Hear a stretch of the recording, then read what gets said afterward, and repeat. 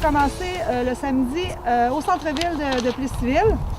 Donc, on invite les propriétaires à se présenter entre 8h30 et 10h pour l'inscription, pour avoir toutes les informations sur le déroulement de la journée. Et on les invite aussi à aller déjeuner dans un de nos excellents restaurants de la ville. Donc, toute la matinée au centre-ville, il va y avoir des centaines de véhicules décapotables avec la musique, l'animation. Donc, vous comprendrez qu'on va devoir fermer certains tronçons du centre-ville pour la sécurité des piétons, mais aussi pour faciliter le stationnement des véhicules. Mais je tiens à préciser qu'on va garder quand même des stationnements à proximité pour les visiteurs, ceux qui veulent venir, qui ne sont pas propriétaires des décapotables, mais qui veulent venir marcher puis voir les véhicules qui sont présents au centre-ville. Donc, on va leur réserver des stationnements pour eux. Donc, de 8h30 à midi, c'est au centre-ville que ça se passe. À 12h15, on sonne le départ pour la randonnée de 130 km dans la MRC de l'Érable. Les participants vont se promener dans la MRC, vont passer à Plessisville, Laurierville, Lister, Sainte-Agathe-de-Lotbinière, Inverness, Saint-Jean-de-Brébeuf, Saint-Ferdinand et Sainte-Sophie.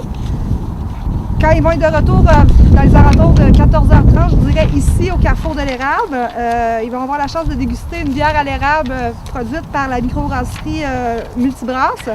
Puis on invite aussi tous les gens qui veulent venir nous voir ici à venir passer le fin de la journée parce qu'il va y avoir de la musique, il va y avoir des rafraîchissements, puis des hot dogs aussi qui vont être vendus au profit de Jeunesse sans frontières. Donc ça va être pour une bonne cause et ça va être bien le fun. S'il fait beau, ça devient un super beau décor. Là, il n'y a pas beaucoup de verdure, mais à la fin du mois de mai, c'est pas le même décor.